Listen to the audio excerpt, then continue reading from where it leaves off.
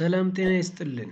ምሽታችሁ ይባረክ፣ ቀናችሁ ይባረክ በያላችሁበት ቦታና ሰዓት አቆጣጠር። ይህ ደግ ሰው ቲዩብ ነው። ባለፈው የፒችትሪ ተከታታይ ቪዲዮአችን ትራንዛክሽንን መመዝገብ እንደጀመርን አይታችኋል። ከፐርቼዝ ኦርደር ጀምረን በዱቤ ግዢ ወይም ፐርቼዝ ኦን አካውንት፣ እዛ ደግሞ ፐርቼዝ ኦን ካሽን መዝግበን ነበር ያቆምነው። በዛሬው ቪዲዮአችን ደግሞ ፔመንትስ እንዴት እንደሚመዘገብ እናያለን። ፔመንት በሁለት መንገድ ሊፈጸም ይችላል። ቀጥታ ኤክስፐንሶችን ለምሳሌ እንደ ሳለሪ ኤክስፐንስ፣ እንደ ኢንሹራንስ ኤክስፐንስ፣ እንደ ዩቲሊቲ ኤክስፐንስ እና እንደ ሚሴላነስ ኤክስፐንስ ወይም ሰፕላይስ ኤክስፐንስ የመሳሰሉ ቀጥታ ክፍያዎችን ልንከፍል እንችላለን። ከዛ በተጨማሪ ደግሞ በዱቤ ቀደም ሲል የገዛነው ግዢ ከነበረ አካውንትስ ፔብል ተብሎ ተመዝግቦ የቆየ ወይም ደግሞ ኢንቮይስ ሆኖ የቆየ ነገር ግን በካሽ ያልተከፈለ ክፍያ ሊኖር ይችላል። ያንን ክፍያም እንዴት እንደምንፈጽም እናያለን ማለት ነው። ለዚህ በዚህ ቪዲዮ ሁለት ታቦችን በመጠቀም ያ ማለት አፕላይ ቱ ኤክስፐንስ እና አፕላይ ቱ ኢንቮይስ የሚባሉ ሁለት ታቦችን ፔመንት ዊንዶ ላይ በመግባት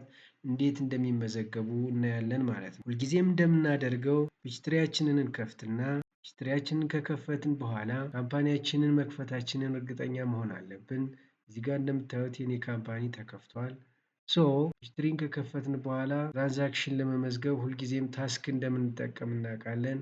ታስክ ላይ ገብተን እንመዘግባለን ማለት ነው። ታስክ ላይ ከመግባታችን በፊት ግን መጀመሪያ ተደጋጋሚ ከዚህ በፊት በሰራኋቸው ቪዲዮ ላይ ቴሌግራም ቻናሌ ላይ አፕሎድ ያደረጉላችሁን ፕሮጀክት ዳውንሎድ አድርጋችሁ እንድትይዙ አሳስቤያለሁ። ይዛችኋል ብዬ ተስፋ አደርጋለሁ። ስለዚህ ያን ፕሮጀክት በመክፈት አፕላይ ቱ ኢንቮይስን እና አፕላይ ቱ ኤክስፐንስን ተጠቅመን የምንከፍላቸውን ክፍያዎች እነማን እና የትኞቹ ትራንዛክሽኖች እንደሆኑ አሳያችኋለሁ ማለት ነው። መጀመሪያው ትራንዛክሽን አፕላይ ቱ ኢንቮይስን ተጠቅመን የምንመዘግበው ጃንዋሪ 15 ላይ ያለው ትራንዛክሽን ነው። ይህ ትራንዛክሽን ምን እንደሚል አንብብላችሁ ኢሹድ ቼክ ነምበር 130 ቱ አማን ፒኤልሲ ኢን ሴትልመንት ኦፍ ኢንቮይስ ነምበር ፒአይ 181 ይላል። ይሄ ትራንዛክሽን የመዘገብነው ቀደም ሲል በሰራሁት ቪዲዮ ወይም ደግሞ ሃው ቱ ሪከርድ ፐርቼዝ ኦን አካውንት የሚል ቪዲዮ ከዚህ በፊት የለቀቁላችኋል። እዛ ላይ በዱቤ ስንገዛ እንዴት እንደመዘገብ ነው። እሱ በዱቤ የገዛ ነው ግዢ ዛሬ ላይ ተከፈለ ነው የሚል። ይሄ ግዢ የተፈጸመበትንም ላሳያችሁ ወደኋላ በመመለስ።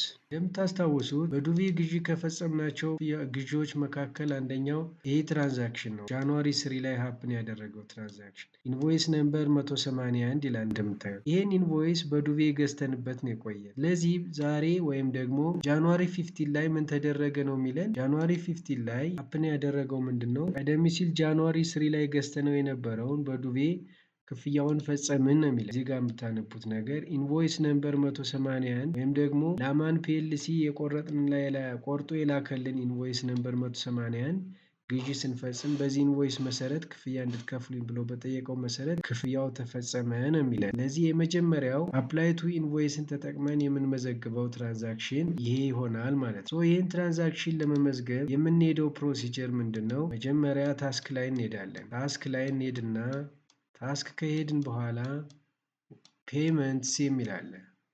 ፔመንትስ የሚለው ላይ ክሊክ እናደርጋለን ማለት ነው። ፔመንትስ ላይ ክሊክ አድርገን እዚህ ፔመንትስ ላይ ደግሞ ሁለት ዊንዶዎች አሉ። አንደኛው አፕላይ ቱ ኢንቮይስ ይላል።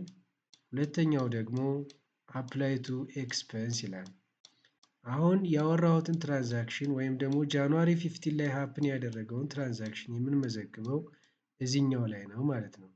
ጃንዋሪ 15 ላይ ሀፕን ያደረገው ትራንዛክሽን የሚመዘገበው አፕላይ ቱ ኢንቮይስ በሚለው ታብ ላይ ገብተን እንደሆነ እናያለን ማለት ነው።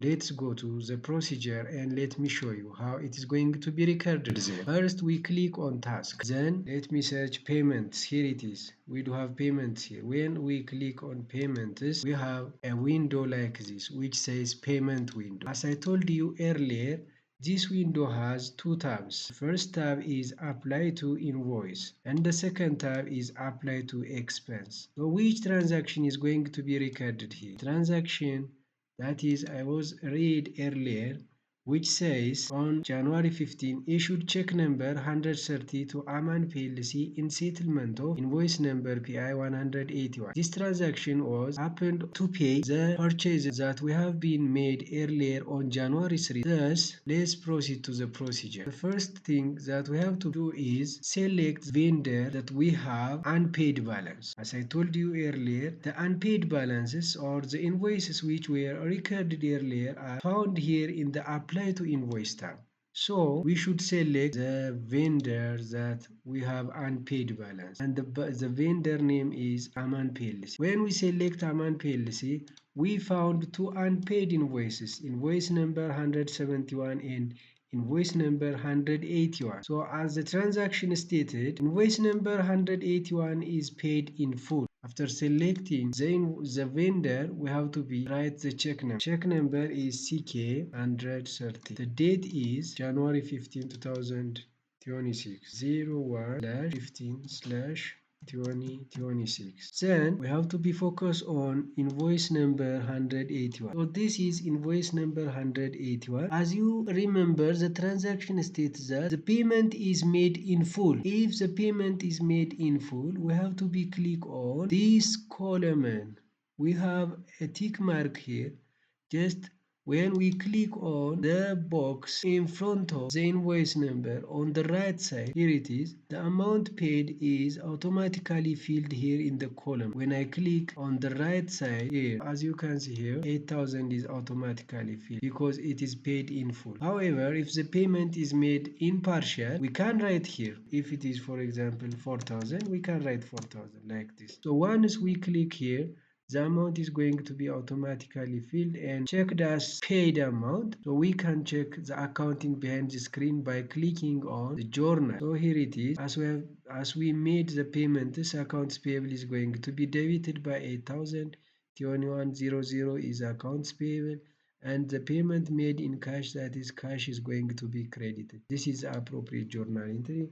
So this is the way how we are going to record unpaid balances. So we have to be save this transaction. ሌላኛው apply to expense ተጠቅመን የምንሰራው journal entry ነው። apply to expense ተጠቅመን የምንሰራው ትራንዛክሽን ደግሞ ይህ ትራንዛክሽን happen ያደረገው መቼ መሰላችሁ? it is on January 31st. January 31st ላይ ምን እንደሚል አንብብላችሁ። issued check number 135 for ብር 12,000 in payment of salary of ብር 14,500 less income tax of ብር 2,500. Total salary expense is 14,500. Out of this, 2,500 is employee income tax payable, and the other 12,000 is the net salary or the amount paid to the employees, net salary. So this is directly paid to the employees.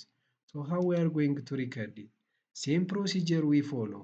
Go to task, click on task, then click on payments. Then here it is, we do have the tab which says apply to expense. Earlier we already seen how invoices are settled using apply to invoice. So እዚህ ጋር እንገባና ምንድነው የምናደርገው? apply to expense የሚል ታብ አለ። apply to expense የሚለው ታብ ላይ ማንኛውንም ወጪ በካሽ የተከፈለ ማንኛውንም ወጪ any kind of expense that is paid in cash is going to be recorded using this tab. So what is going to paid now? We are paying basic salary expense. So who is going to be receive the payment? The employee. We wrote here the name employee. We cannot select from the vendors here under because we do not have any kind of vendor listed or registered here. Instead, the cash is paid to the employees. So here we select the appropriate account, that is basic salary expense 6100, basic salary expense amount 14,500. Second one, employment income tax pay 2102. Here the amount should be inserted as negative figure 2,500 because it is a payable. We are not yet paid, and it should be recorded on the credit side. So in order to record it on the credit side, we should fill the figure as a negative figure so that it can count as a credit balance. እዚህ ጋር እንደምታዩት አሁን ኢምፕሎይመንት ኢንካም ታክስ ፔብል ገና አልተከፈለም። ክፍያ ውስጥ የሚፈጸም ድረስ ኔት ሆኖ ኔት ፔመንቷ ናት ተከፈለች የተባለ ተከፈለች ማነች 12,000 ብቻ ናት። እዚህ ጋር ትራንዛክሽኑ ደግሜ ላንብብላችሁ። issue check number 135 for ብር 12,000. You see the check is written for ብር 12,000, but we do have a payable amount of 2,500. As we are paid only 12,000, this amount is the deduction from the gross salary expense 14,500. ተቀናሽ ነው የሚሆነው። ይሄን ተቀናሹን አንከፍለውም። አሁን ኢሚዲየትሊ ስላልተከፈለ ክሬዲትድ ሆኖ ነው የሚቆይ። እዚህ ጋር ያለነው ደግሞ ፔመንት ዊንዶ ላይ ስለሆነ ቀጥታ ኤክስፐንሶችን ዴቢት አድርጎ ስለሚወስድ ይሄንን ክሬዲት አድርጎት ተከፋይ አድርጎት እንዲቆይ አካውንቱን አፕሮፕሪየት አካውንቱን መርጠን በኔጌቲቭ እናስገባዋለን። ለምሳሌ ይሄንን ባጠፋው if I delete this amount the total payment amount is going to be 14,500 እዚህ ጋር የምታዩት ማለት ነው። ዶላር 14,500 በቼክ የተጻፈ አድርጎ ነው የሚያስበው። ነገር ግን we do have some kind of subtractions ተከፋዮች አሉ minus 2,500 እንደዚህ አድርጌ ሳስገባ ምን ያደርገዋል? ክሬዲት ያደርግና ወይም ተቀናሽ ያደርግና ኔት ፔመንቷን ስንት ያደርጋታል? it is decreased to 12,000. So once we made this transaction we have to be change the check number 135 the day 01 31st 2026 ቀኑን በትክክል መሙላት አለብን። ቼክ ነምበሩንም እንደዛው።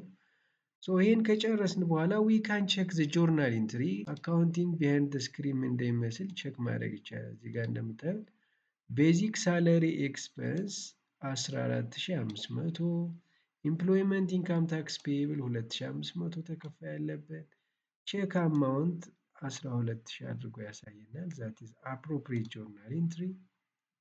ይሄን መዘገብን። ይሄን ከመዘገብን በኋላ ሴቭ ማድረግ አለብን ማለት ነው። የዛሬው ትራንዛክሽን ምዝገባ ወይም ደግሞ ፔመንትን አፕላይ ቱ ኢንቮይስ እና አፕላይ ቱ ኤክስፐንስ ታብን ተጠቅመን እንዴት እንደምንመዘግብ የሚያሳየው ቪዲዮ ይህን ይመስላል። በሚቀጥለው ቪዲዮ ደግሞ ራይት ቼክስን ተጠቅመን ወይም ራይት ቼክስ የሚል ዊንዶ አለ፣ እሱን ተጠቅመን ፔመንት እንዴት እንደምንመዘግብ እናያለን። ለዛሬ በቃናል። መልካም ጊዜ። አመሰግናለሁ። ሼር ማድረጋችሁ ላይክ ማድረጋችሁን አትርሱ። ያልገባችሁ ነገር ካለ ደግሞ ኮሜንት ላይ ጻፉልኝ።